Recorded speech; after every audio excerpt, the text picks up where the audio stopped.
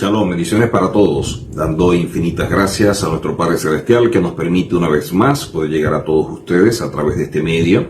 Cuando hablamos de Tikkun, y lo veníamos compartiendo en la clase previa, es una palabra hebrea que significa rectificación, corrección o reparación. Y cuando hablamos de Tikkun Nefesh, es todo esto en relación a nuestra alma. O sea, la rectificación, la corrección o reparación de nuestra alma. Pero los sabios enseñan que también es completar la ausencia de algo que genera un vacío en la vida. El concepto del Tikkun revela el tipo de decisiones que tomamos en otro tiempo y las que deberíamos tomar en este momento. Es como una especie de reflexión donde evaluamos todo lo que anteriormente hicimos y si fue bueno de acuerdo a nuestro criterio, bendito sea el Eterno, si fue malo, qué lecciones aprendimos, qué cosas nos han enseñado, qué nos transmitieron, para no volver a incurrir en ello. Si no tomamos en cuenta a nuestro punto de corrección, estamos condenados a ser empujados y arrastrados por la vida de un lado a otro, porque estaríamos repitiendo muchas cosas que si prestamos atención, si valoramos cada etapa de la vida, no deberíamos repetir, sino avanzar.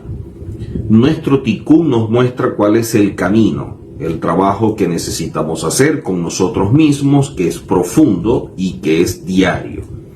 Lo que poseemos en nuestra alma no se formó de un día para otro, sino que fue el resultado de lo que se fue implantando en nuestra vida con el tiempo.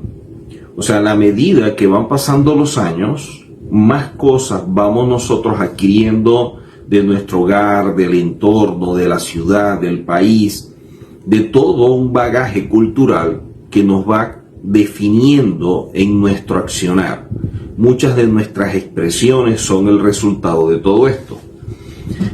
El Tikkun es lo que nos ayuda a poder rectificar en todo.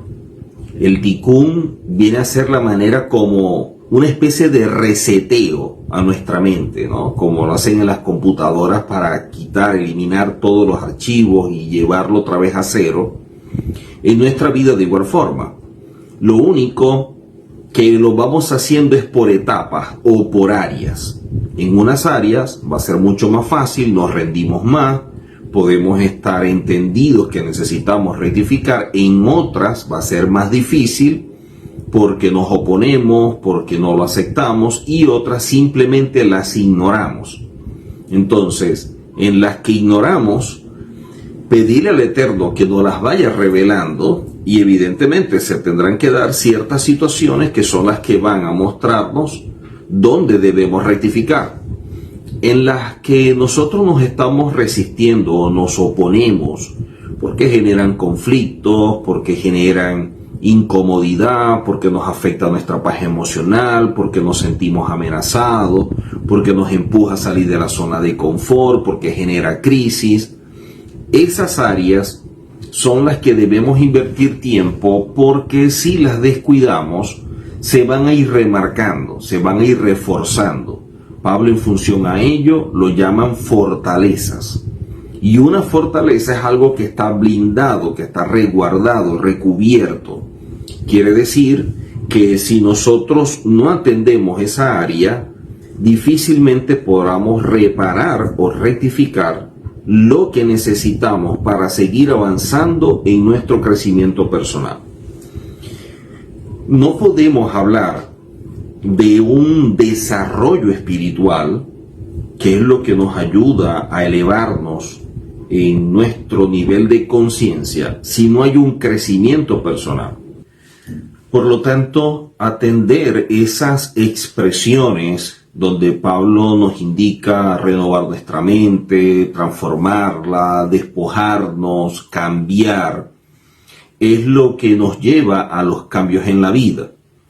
Los cambios o todo lo relacionado al crecimiento personal es la forma como vamos avanzando en la medida en que vamos superando obstáculos, que es todo lo que internamente tenemos como oposición, pero también como adversidades, que es todo lo que tenemos en el entorno y que muchas veces genera cierta influencia dentro de nosotros, estimulando a nuestra alma a hacer cosas que de alguna forma también la incita el Yetzer Hará o la mala inclinación. Por ello vamos a encontrar áreas más difíciles y otras menos difíciles dentro de nuestra vida. Y lo que yo debo rectificar, otra persona a lo mejor no lo debe rectificar en la misma magnitud. Puede ser que esa persona no esté viviendo lo que yo vivo en esa área. Inclusive a lo mejor es un área que ya superó y yo apenas la estoy tratando. ¿Por qué lo digo? Porque es importante que nosotros invirtamos tiempo en nosotros. O sea, nuestra competencia es con nosotros mismos. No estamos compitiendo con otros, no debemos copiar o emular a otros, sino invertir tiempo en nosotros. Y en la medida en que yo voy invirtiendo tiempo en mi vida, podré ir colocando todo en orden, podré ir acomodando las cosas, haciendo los ajustes pertinentes. Y estos ajustes son los que vamos a ver que nos llevan a esa corrección o rectificación para ordenar y así poder crecer. El crecimiento es lo que nos permite el desarrollo espiritual. El desarrollo espiritual solo es posible con un crecimiento personal. La obediencia a la Torá, y de allí que trabajemos cada área de nuestra vida, es lo que va a quitar los velos o los kelipot que nos impiden acercarnos al Eterno al percibir la verdad. La realidad, que es lo que nos envuelve y es lo que apreciamos, es la que determina nuestro accionar. Y de allí que nuestro comportamiento y nuestra conducta se vea reflejado en ese entorno. Pero ese entorno o esos escenarios están sujetos a la realidad, no a la verdad. Y ya que la verdad solamente la puedo percibir a través de mi Neshama, tengo que crear condiciones en mi vida que me permitan que mi Neshama pueda optar a esa verdad. Lo único que el Neshama se encuentra como enemigo, como oposición, como figura antagónica, el alma no renovada, lo que es igual al viejo hombre. Entonces, un viejo hombre que quiere hacer aquello que sus deseos y sus pasiones los motivan o su Yetzer Hará lo empuja, y por otro lado un Neshama que tiende hacia arriba, hacia esa elevación, hacia esa búsqueda de la verdad, pero no tiene la suficiente fuerza para elevar con él el alma. Entonces, mientras que el alma tiende a bajar, el Neshama tiende más bien es a subir. Necesitamos alimentar el Neshama, pero también necesitamos dejar de alimentar el alma. Quiere decir, no seguir nutriendo las áreas donde tenemos problemas. Seguir trabajando todo aquello que esté relacionado con cualidades que de acuerdo a esa parte negativa nos afectan. Sea por los celos, sea por la envidia, por la mentira, la deshonestidad, la ira y tantas cosas que nosotros podemos tener y que todos tenemos. Lo único que cada quien lo tiene en una medida totalmente diferente a otra persona. Por eso el trabajo interno es diferente, porque no está en la misma magnitud, ni se trabaja en las mismas áreas, ni se trabaja la misma cualidad. Entonces, mientras más nosotros podamos quitarle ese dominio al alma, al viejo hombre, mientras más podamos depurar al viejo hombre, quitarle los velos, eso es lo que va a ayudar a que el Neshama pueda elevarse mucho más. Quiere decir que solamente veremos un Neshama elevándose y teniendo acceso a la verdad y con ello el camino a la unificación con el Eterno en la medida o dependiendo de cuánto trabajemos el alma. Y el alma lamentablemente no se trabaja o no nos han enseñado a trabajarlo y damos por hecho que nuestras acciones es el resultado de que así somos nosotros y aquello que definimos como error no lo estamos atendiendo y simplemente lo dejamos allí, y aquellos errores o defectos o cualidades negativas no trabajadas que no conocemos simplemente van a seguir afianzándose, van a seguir asentándose en nuestra vida y fortaleciéndose.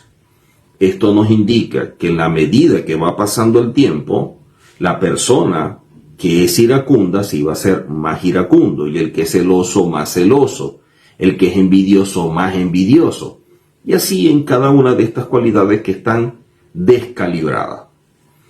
De allí que vemos nosotros en la Escritura, en Efesios, capítulo 4, verso 22 al 23, Efesios 4, verso 22 al 23, que la Escritura dice: en cuanto a la pasada manera de vivir, despojaos del viejo hombre, que está viciado conforme a los deseos engañosos, y renovaos en el conocimiento. Y allí colocaron la palabra espíritu, porque en original aparece rúa, pero corregimos y colocamos como este conocimiento, como en muchas Biblias han venido corrigiendo: renovaos en el conocimiento de vuestra mente. Vemos acá que Pablo dice algunas cosas en estos dos versos muy interesantes. Primero habla de una pasada manera de vivir. El creyente o el Hijo del Eterno, desde que asume una vida unida al Eterno, donde reconoce a Yehoshua en su vida, y de allí la justificación, de allí cuando nos dan ese derecho legal de ser hijos del Eterno, desde ese momento debe existir un antes y un después. O sea, allí se debe dar un punto de quiebre en nuestra vida. Y tiene que haber una pasada manera de vivir y una nueva manera de vivir que vamos a empezar a construir. Ahora, esta pasada manera de vivir estaba siendo guiada por un viejo hombre que no tenía conocimiento de la Torá, que no tenía un comportamiento, una conducta apropiada, correcta en todas las áreas, que tenía virtudes, claro que sí, como también tiene defectos, que tiene un Yetzer Hará y muchas cosas que todos nosotros tenemos. Pero Pablo dice que nosotros debemos despojarnos. Nosotros debemos despojarnos.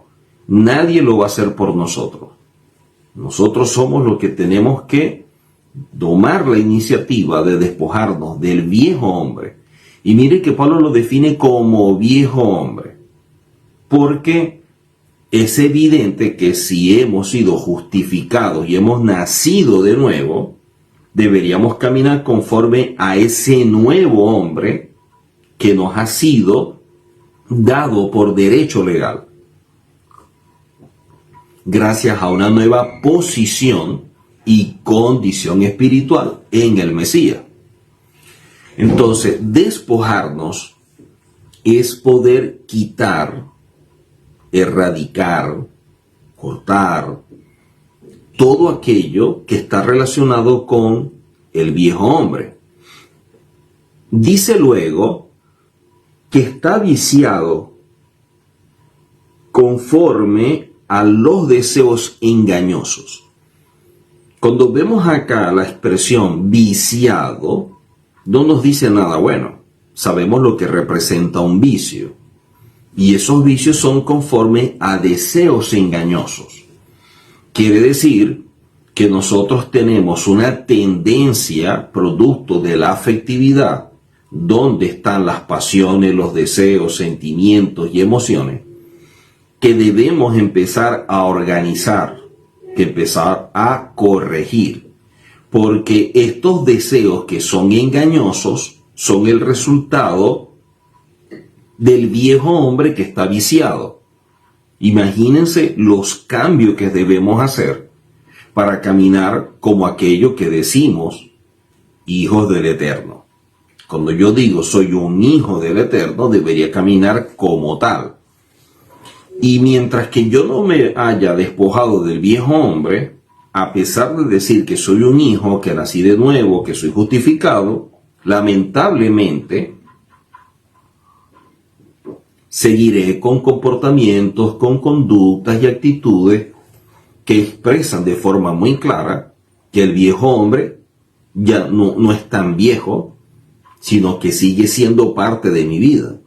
Ya no hablamos de una pasada manera de vivir, sino una manera de vivir que sigue dándole continuidad. No hay un antes y un después. Ahora dice que tenemos que renovar, dice que debemos renovar el conocimiento que hay en nuestra mente. Muchas cosas que hemos aprendido son el resultado de lo que la sociedad y este sistema nos ha venido enseñando.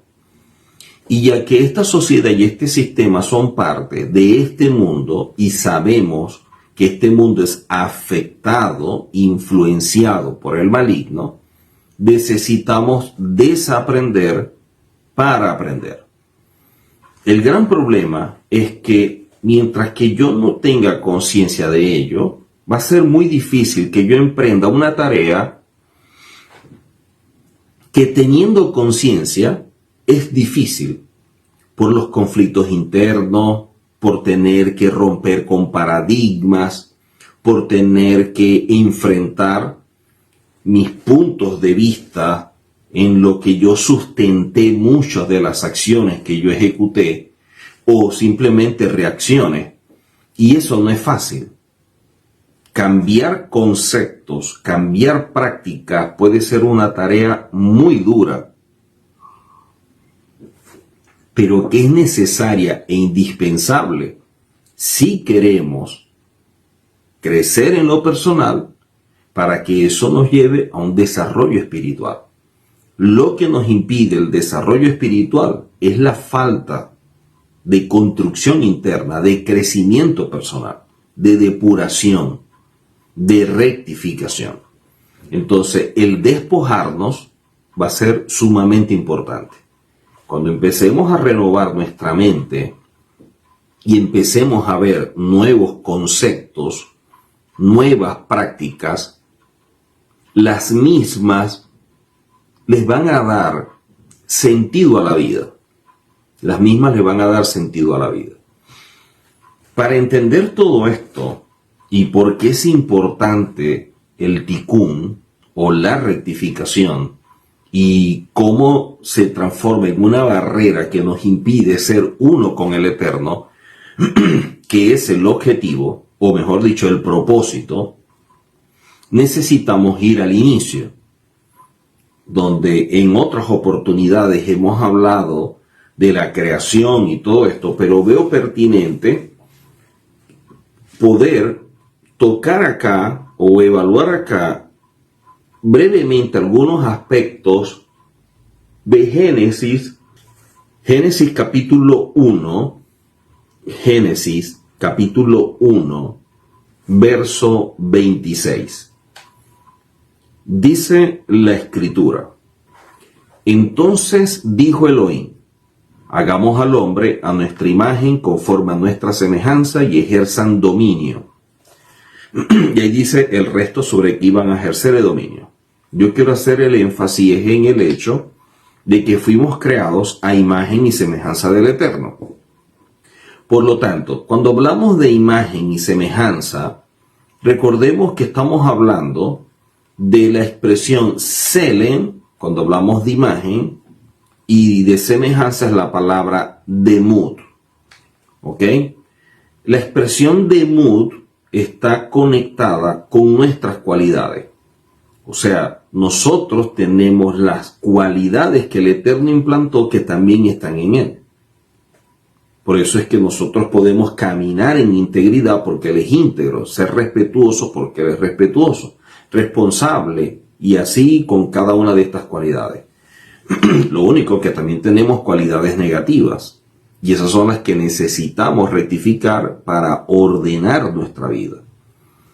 Ahora, el ser humano, a diferencia de las demás criaturas del universo, posee lo que hemos dicho, la Neshama, que viene a ser esa parte más elevada del alma que Adonai le insufló y que es propia o una propia parte del Creador. El Maharal de Praga lo explica claramente. El sentido del versículo, haremos un hombre a nuestra imagen y semejanza, es que existe una chispa celestial en el ser humano y eso se refiere con la imagen celestial o lo que es igual a el Selen Elohim, que distingue al hombre del resto de las criaturas. Más aún, no solo que la persona posee una chispa, sino que ella representa lo principal de su vida. Si dividimos la palabra Neshama y tomamos las dos primeras letras, la Nun y la Shin, obtenemos el mismo valor numérico que la palabra Shemi, nombre. Y esto implica que cuando la persona actúa y sigue el camino del mal, se aleja del nombre del Eterno. Se está alejando del nombre del Eterno. Y evidentemente, cuando nosotros actuamos conforme a la Torah y seguimos el camino del bien, nos estamos acercando al nombre del Eterno. Ahora, ¿qué sucede? Para hacer esa imagen del Eterno o el Selen de Elohim, necesitamos actuar en función de lo que es Demut o la semejanza. Cuando yo empiezo a asemejarme al Eterno a través de mis cualidades, es que yo puedo reflejar la imagen del Eterno, o lo que es igual a Selen Elohim. Pero yo no puedo asemejarme al Eterno cuando dentro de mí hay áreas de mi vida que no he rectificado, cuando dentro de mí hay áreas que debo corregir, o lo que es igual el Tikkun Nefesh, la rectificación del alma. ¿Por qué? Por estos elementos que vamos a ir viendo y que voy a ir explicando para que entendamos cuán necesario es para nosotros poder vivir o experimentar el Tikkun Nefesh. La palabra Selen o imagen se aplica a la forma natural, quiere decir a lo que constituye la sustancia o esencia de las cosas, por la que viene a ser lo que es y lo que forma su verdad. En el hombre este algo es de donde viene la comprensión humana y a causa de esta comprensión intelectual se ha dicho de él, a la imagen de Elohim lo creó. No es algo físico porque el Eterno es espíritu, como dice la Escritura en Juan 4:24. Elohim es espíritu. De igual manera, cuando una persona actúa o se comporta de forma incorrecta en público, decimos, das mala imagen, porque lo que expresa afecta su esencia o revela una esencia que no es. Y de allí que dé una mala imagen. La palabra Selen o imagen no significa que el hombre sea la imagen o el aspecto de Elohim, pero sí que el Eterno creó al hombre a su imagen. Esto significa que el Eterno tiene una imagen visible que se manifiesta a través de su Mesías, o lo que es igual, lo que él hace o tiene como capacidad para hacer también nosotros, porque somos su Selen o su sombra. En Colosenses capítulo 1, verso 15 al 16, Colosenses 1, verso 15 al 16, vemos en la Escritura que la palabra dice, Él es la imagen del Elohim invisible, el primogénito de toda creación, porque en él fueron creadas todas las cosas de los cielos y en la tierra, visibles e invisibles, tronos, dominios, principados, potestades, todo fue creado por él y para él, por él y para él.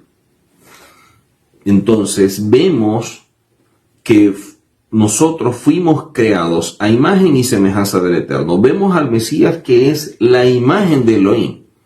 Por eso es que el Mesías dice, el que me ha visto a mí, ha visto al Padre, porque él es la imagen del Eterno, ya que las cualidades o la semejanza reflejan la esencia del Eterno a través de la vida del Mesías, que de igual manera debería suceder en nosotros, pero que lamentablemente por falta del Tikkun Nefesh no podemos expresarla de esa manera.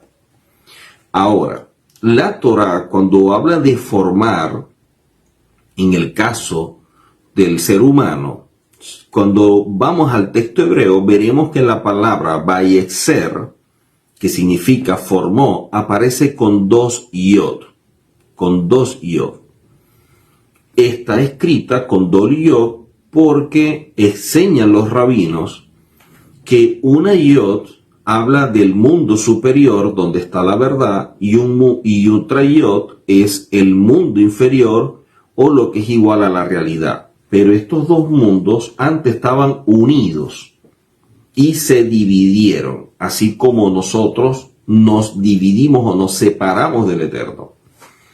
Así como cada yo representa un mundo, también nos está diciendo que dentro de nosotros hay una inclinación que tiene dos tendencias. Un Yetzer, que puede tener una tendencia hacia aquello que establece la Escritura y que es lo correcto, conocido como Tov, que es lo que nos lleva a alcanzar nuestro propósito, o una tendencia que es hacia lo malo o aquello que es contrario a la Torah, y por eso es visto como Ra. Entonces conocemos un Yetzer HaTov y un Yetzer HaRa. Estas son las dos inclinaciones. Nuestro deber ser es poder controlar el Yetzer Hara, que es el que nos empuja a que nosotros actuemos contrario a la Torah. O sea, el Yetzer Hara es el que nos lleva a que superemos los límites, aquello que nosotros asumimos y vemos que conforme a la Torah no deberíamos hacer.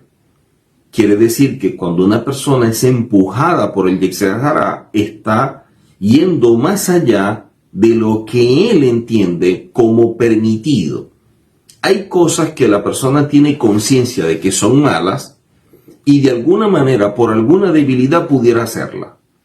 Pero hay otras que jamás haría porque tiene conciencia de lo malo que es.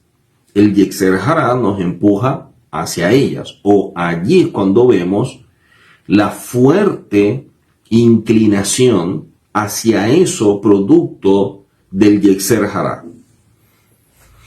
La Torah, cuando nos habla de todo esto, simplemente nos está mostrando cuál es nuestra verdad en relación a cómo fuimos formados, qué hay dentro de nosotros, porque mientras más nos conozcamos, más vamos a poder conocer también al Eterno, ya que nosotros fuimos creados a su imagen y semejanza.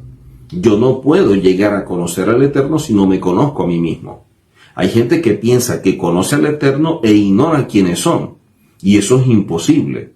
Claro, tienen un criterio totalmente distorsionado y por eso piensan que conocen al Eterno.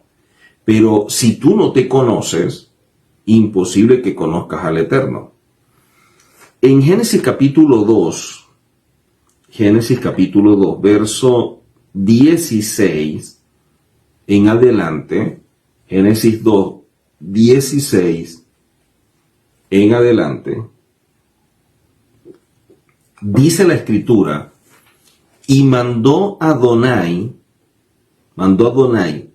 Elohim, al hombre, diciendo, de todo árbol del huerto podrás comer, mas del árbol de la ciencia del bien y del mal no comerás, porque el día del que él comieres, ciertamente morirás. vemos que el Eterno establece el árbol de la ciencia del bien y del mal y dice que si llegan a comer de ese árbol ciertamente morirá, o sea, no te quede la menor duda. Aunque en hebreo, los originales dice muriendo morirás. ¿Qué sucede?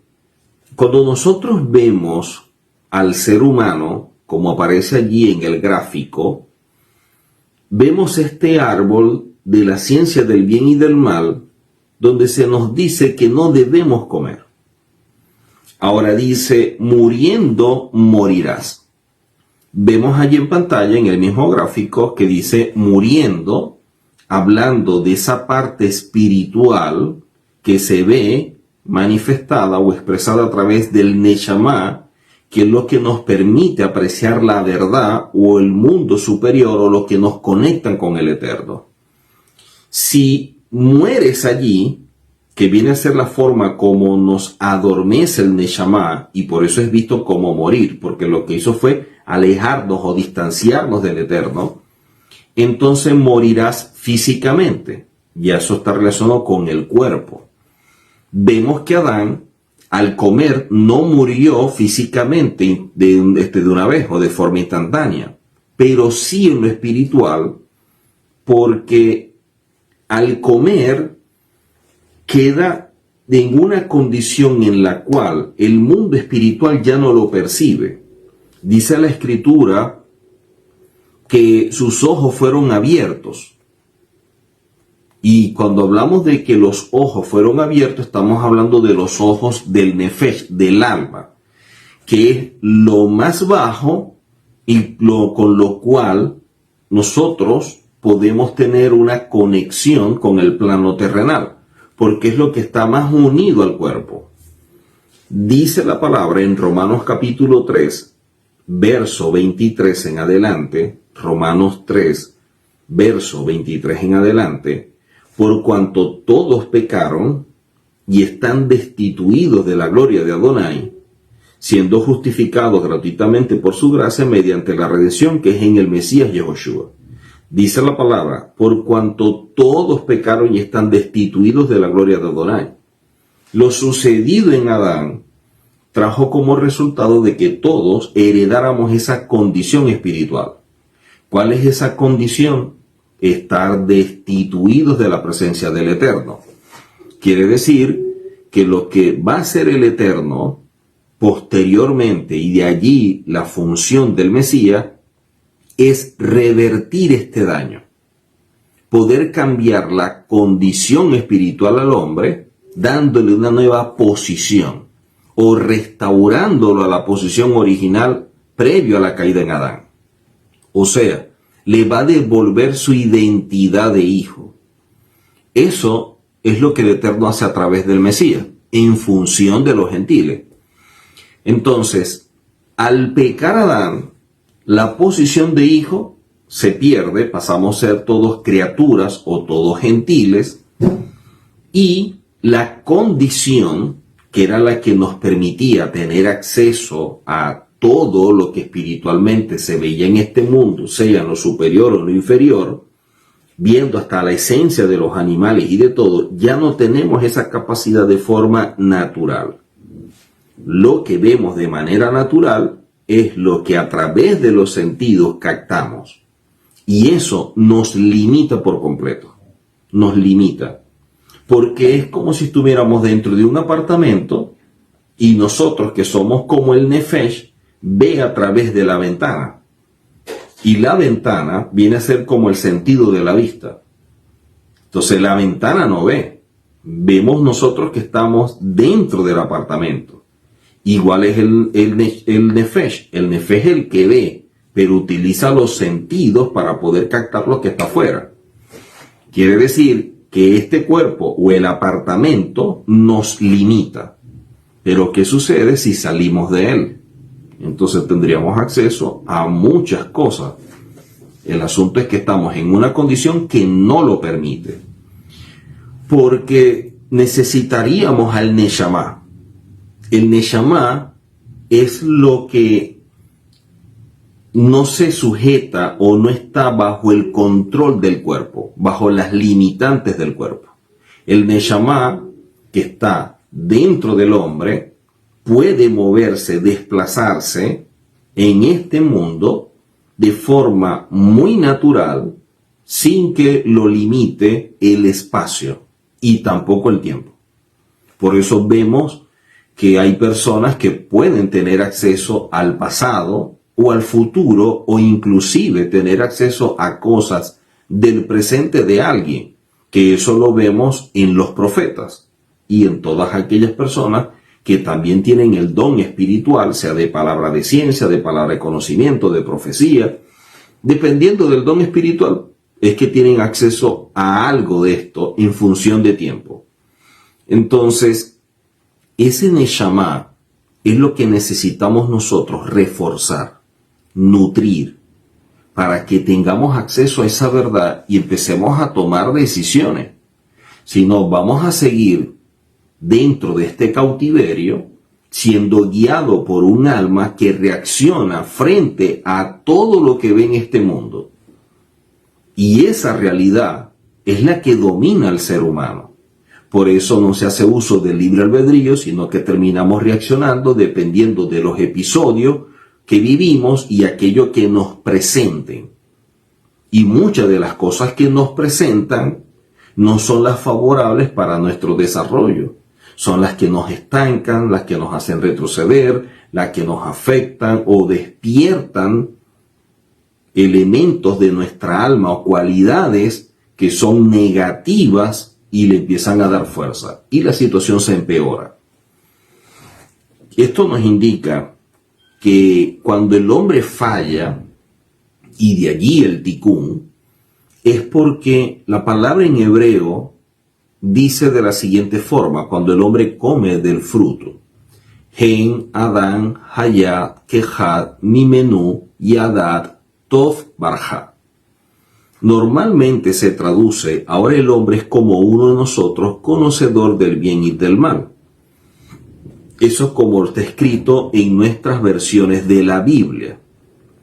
Pero cuando vamos nosotros a leerlo en hebreo, del cual tenemos acceso, eso no es correcto, ya que Adonai no se maneja con conceptos de bien y de mal, sino con principios y conceptos absolutos de verdad o vida y de mentira o muerte.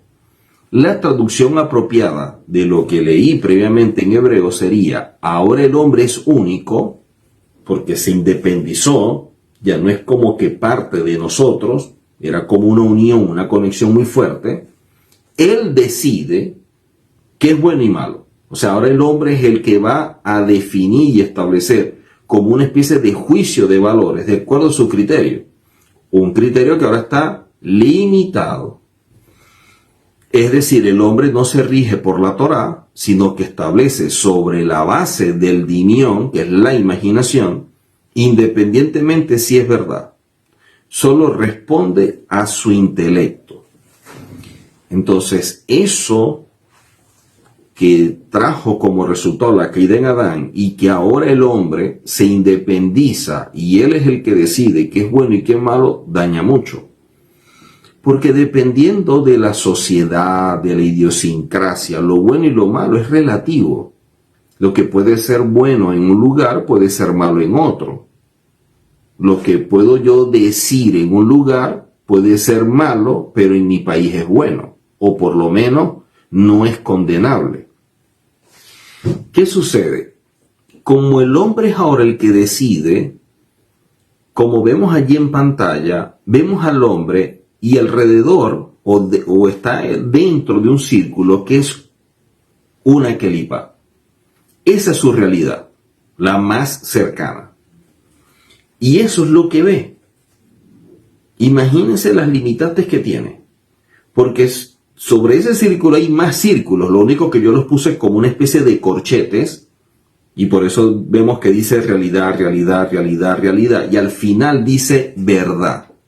O sea, todas esas barreras que son las diversas realidades son las que tienen preso al hombre en una realidad. Y cada una de ellas es lo que conocemos como kelipot, que son los velos que cubren el alma del hombre. Quiere decir que a pesar de que fuimos creados como un alma pura, producto de lo sucedido en Adán, el alma se ha venido o está pasando por un proceso en el cual se ha ido recubriendo con capas, así como una cebolla, que son las realidades. Y en un área podemos tener más capas que en otras áreas.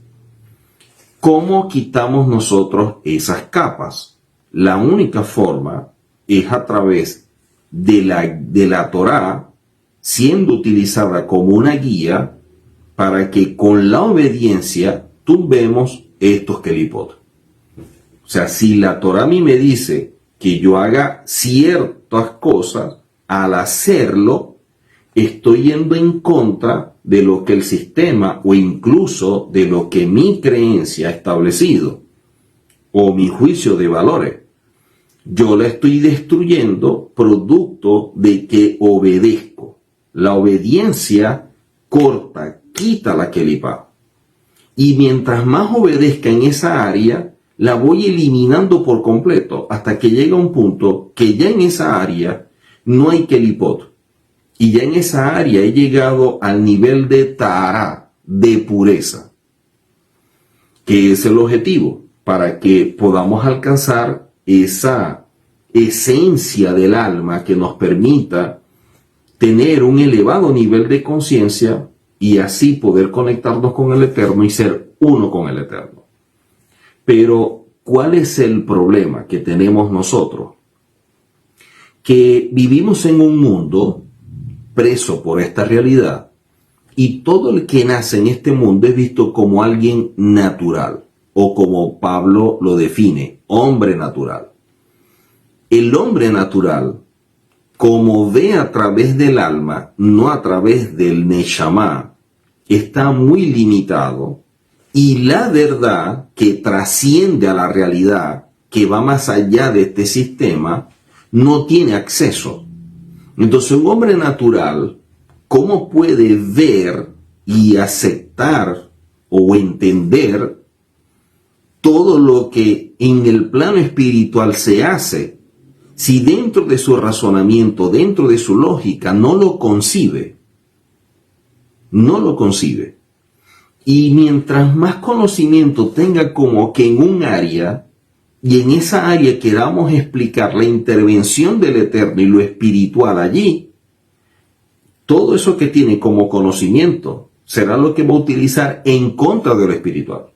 Ejemplo, una persona que estudió medicina y ha hecho posgrado y estudiado y pare de contar y tiene muchos años de experiencia, nunca en su razonamiento y en su lógica y en función de su estudio, nunca va a ver como algo espiritual el hecho de que alguien se sane de inmediato o que ocurre un milagro y estaba grave o muere, como hemos visto casos de gente que ha tenido una muerte y después resucita.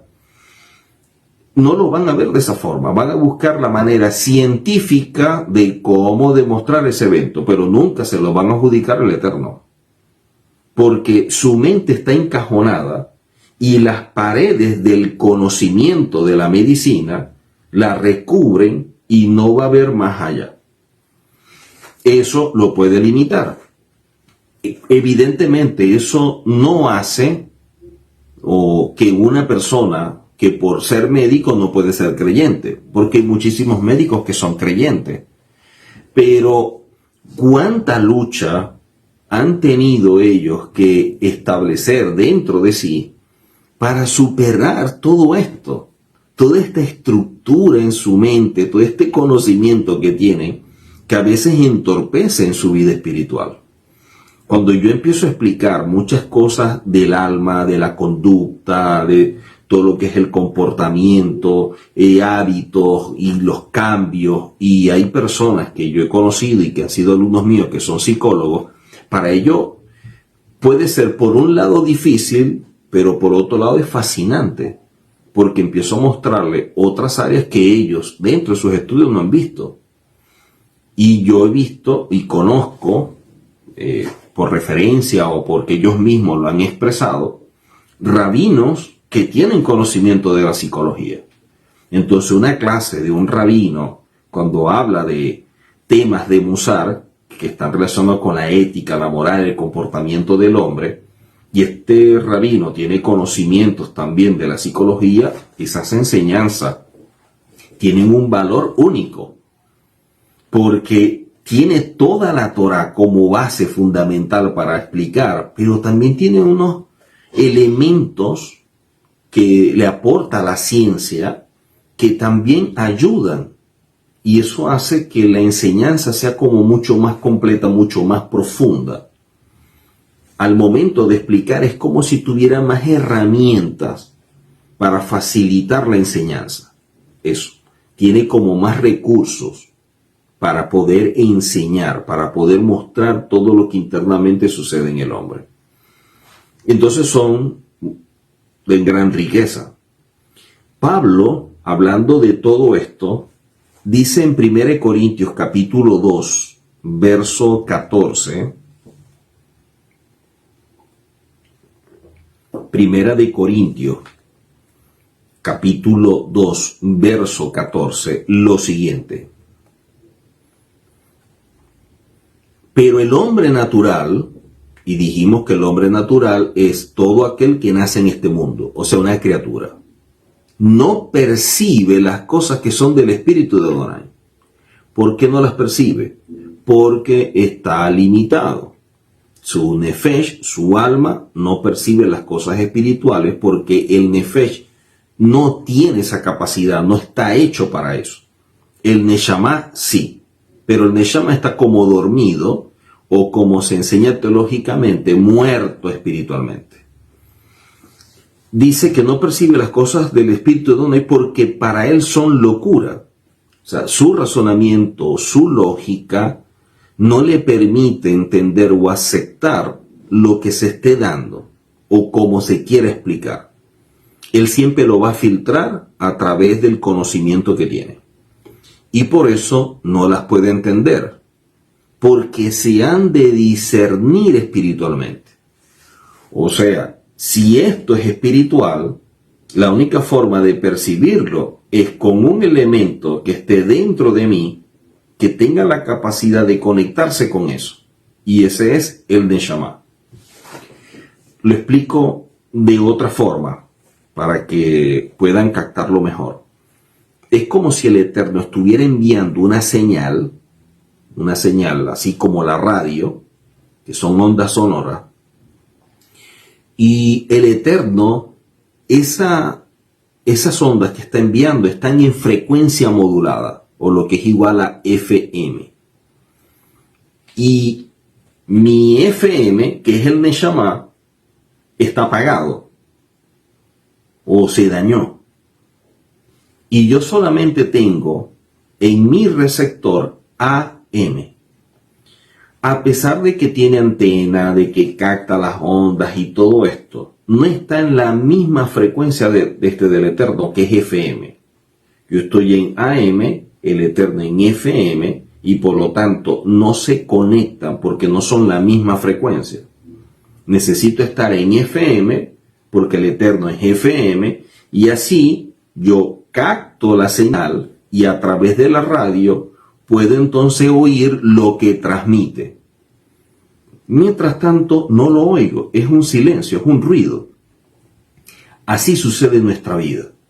No captamos la voz del Eterno porque Él está transmitiendo en FM y nosotros lo que estamos oyendo son los ruidos de la AM. Quiere decir que mientras yo no rectifique el alma, mientras que yo no pase por ese proceso de crecimiento personal, nunca voy a estar en condiciones de que mi frecuencia sea igual a la del Eterno.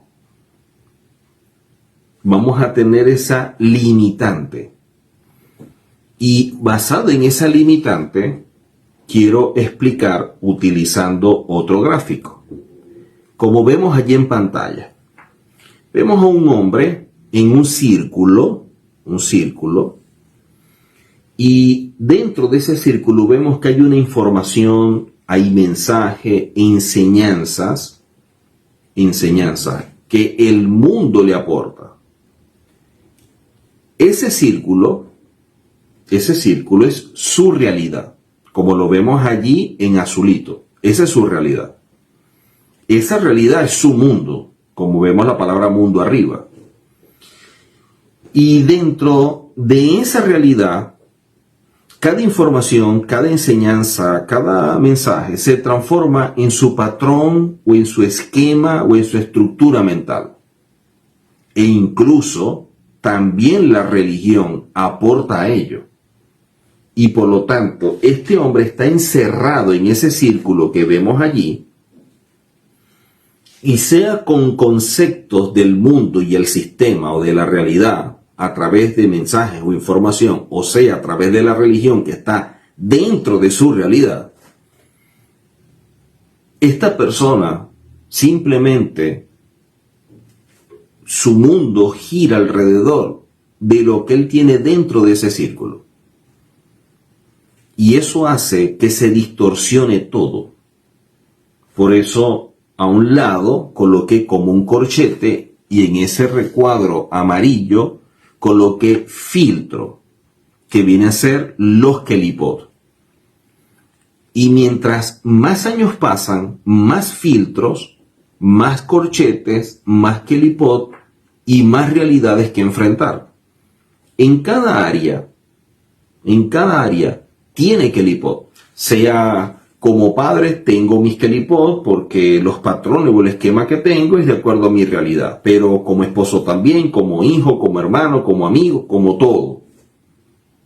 Inclusive en mí mismo como persona. ¿Ok? Todo esto hay que hacerles reajustes. Por eso habla de despojarse del viejo hombre. Para quitar todo esto que distorsiona nuestra visión, quitar esa realidad y tener acceso a una verdad. Lo único que las Kelipot son como barreras que no nos permiten llegar a la verdad, como lo veíamos en el gráfico anterior, que puse varios corchetes, cada uno es una realidad y al final la verdad. Entonces, entre la verdad y el ser humano, hay muchas realidades o muchas Kelipot. Y cada Kelipot es su realidad. Entonces, como estos filtros son su realidad, la visión que tiene, como lo vemos en el recuadro rojo, es subjetiva. O sea, lo que él ve como bueno y malo es de acuerdo a su juicio, o de acuerdo a lo que dictamine el sistema donde él vive, donde él opera, donde él hace vida.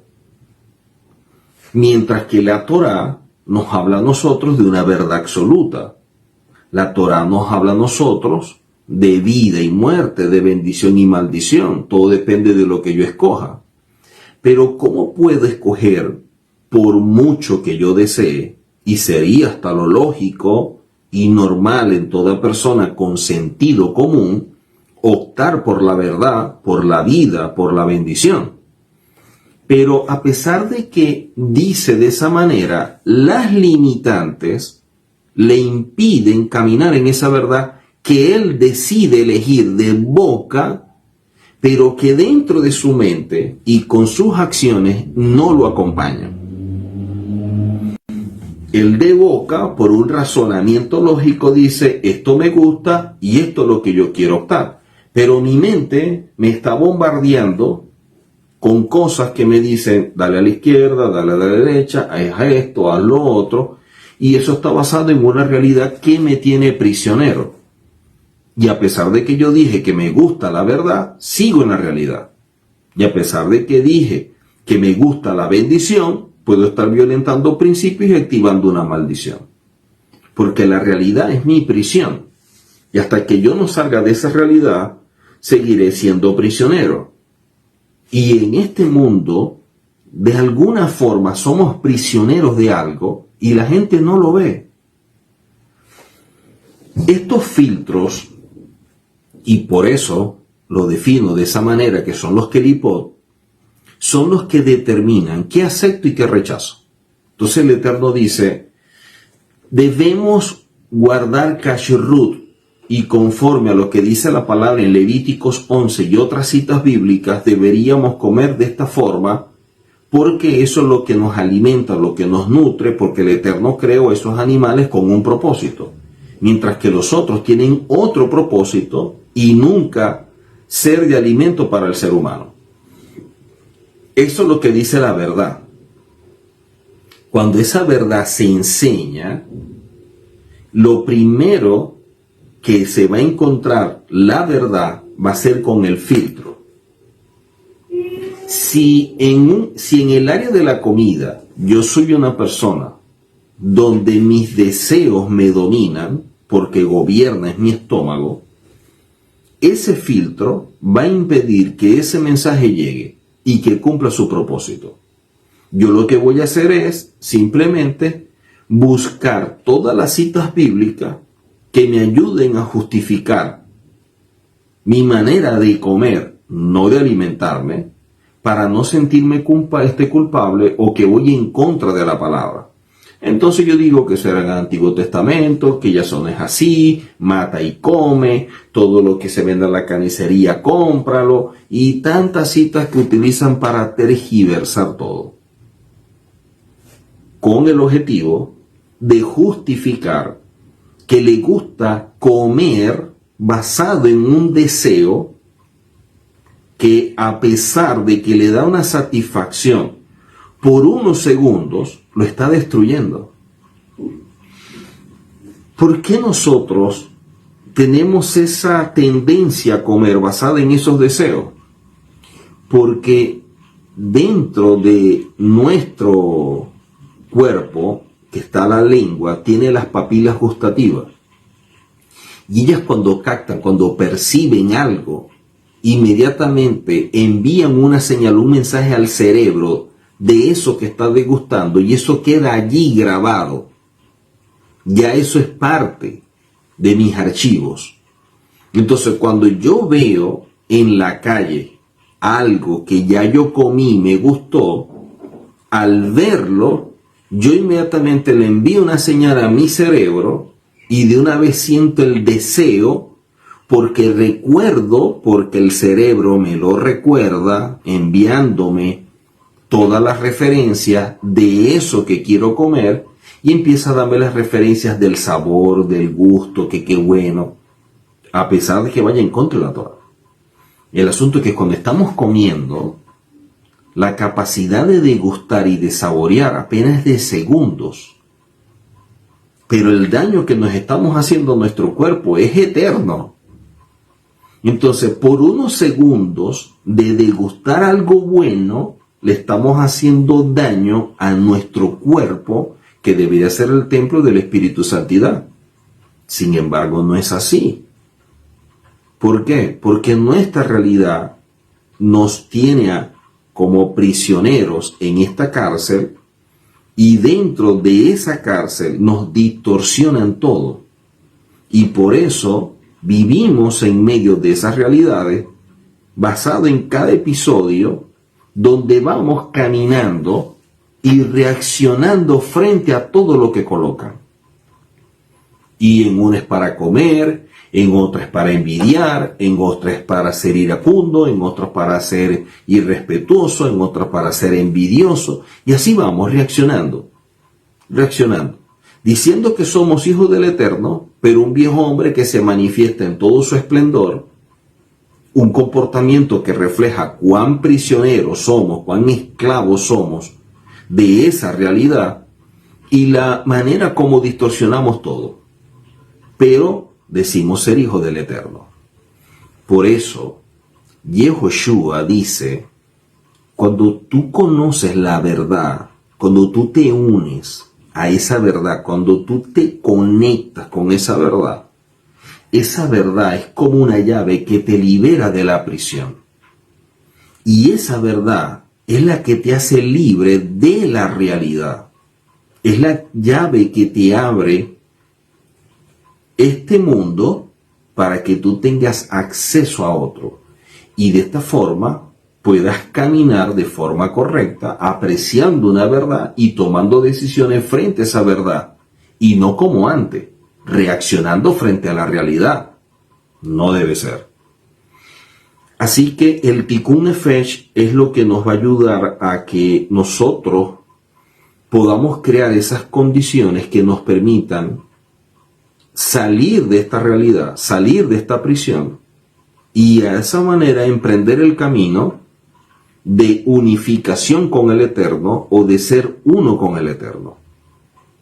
Y la única manera es caminando en su verdad, de la cual no tenemos acceso si estamos dentro de esta prisión, inclusive dentro de la prisión religiosa. Así que sigamos avanzando en este proceso y que esto nos permita obtener más recursos y herramientas para poder alcanzar ese crecimiento personal y eso nos lleve al desarrollo espiritual, teniendo como propósito ser uno con el Eterno. Nos vemos en la próxima clase. Bendiciones para todos y Shalom.